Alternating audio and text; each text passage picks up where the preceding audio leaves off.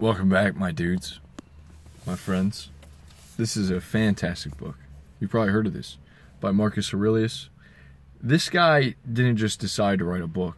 Like, he lived a badass life of leadership. He was an emperor. He led armies. And then he wrote this book in his spare time. And it's dense. To understand, there's a lot of these and thous, but it's packed with wisdom. And a recurring theme in the book is that when you do something, let there be purpose. And so I thought about this for a while. What does that mean? What does it mean to have purpose in everything that you do? Because it's very easy to squander our time. And I don't need to explain that. So what I've realized is, I thought about it longer, is that when you have an aim, or say that you really want something, say that you really want that hot girl, or you see her, or maybe you want, I don't know, come up with something, anything that you want, that you would consider winning. If you really wanted that, well, that would mean that something else that has become a part of your routine on a daily basis in your life would have to change. And so we often hear about people telling us in self-help books that there's this fear of failing that entrepreneurs have, that people going to the gym for the first time have. Talking to girls, we get this. Rejection hurts. But I think many of us have sort of understood that. If we fail, it's okay. We're a student of life. We were able to get back up, to take up the cross, and to keep moving. And so I think there's another step, though, that many of us seem to neglect. And that's when we're successful, it kind of hurts.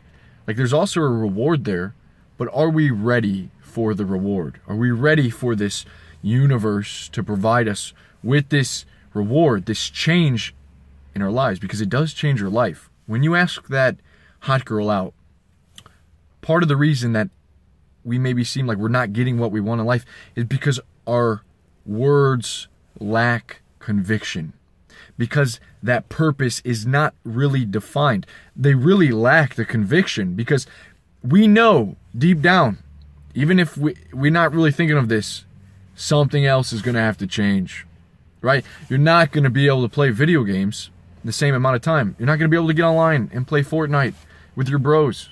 You're not going to be able to play COD. You got to change. Something's got to change, because then you got to make time to, like, be interesting. You got to make time to go out. You got to make time to set up the date. Maybe that means now you got to clean up your car or your room. Imagine if you were to host a party. Now, I've never really hosted a party. I've had friends over, but, like, that would be awesome. Hosting your own party. The people are coming to you. You're not always going out to someone else's party. Well, you've got to learn how to cook. You got to learn how to set a table. Maybe you got to buy a damn table. Maybe you got to buy, like, a punch bowl and, like, set something up, right? It takes actual growing. There's an other half to the side of success that changes everything. And so that is a crazy thing to think about, because if we really wanted it, if we did things according to the purpose, we would have more conviction when we spoke, because we knew that when we speak, things are going to come to be. Things are going to happen. So it's not like having more affirmations. It's not about sticking to NoFap even longer. It's not about the law of attraction. It's about being convicted. And so I think one of the way that we can have more conviction in our lives is by us being filled with inspiration and with this spiritedness of the possibilities. The possibilities that there are a number of experiences that we can have. And I want that adventure. And I want to open up my brain to that adventure. I want to open up my willingness to experience adventure and embodying that. Because as the days go on and you're more set in your routine, you sort of lose that same spiritedness.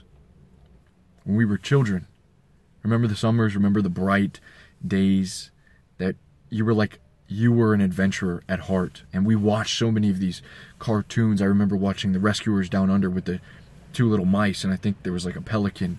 And they were searching for the treasure. And one of my favorite movies is National Treasure, Nicolas Cage. And something about that movie is just so inspiring. It's like the goal's so clear that the adventurers out there, it awaits. They got to steal the Declaration of Independence. And there's a map on the back of that thing, and oh my God, it's just, I want to become a damn treasure hunter. I want to find my treasure. I want to go out there and seek.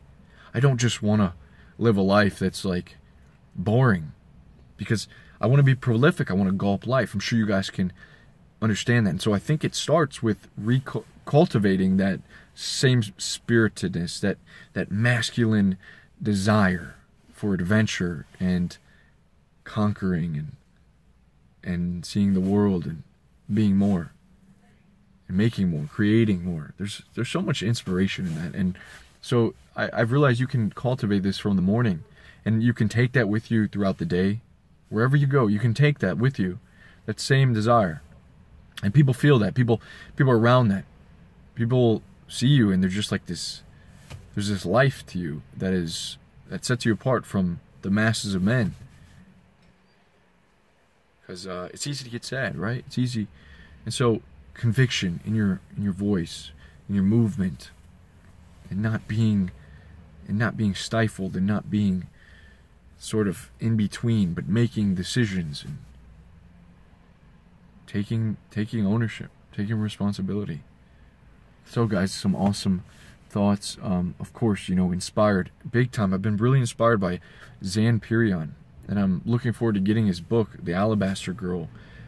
And I highly recommend that you guys check out his talks, Zan Pirion, on YouTube. And the guy's lived a life in pursuit. He says, I love women. You love women like women love you. But listen to his talks. I'm just, these are a lot of stuff going on in my head. But I definitely want to cultivate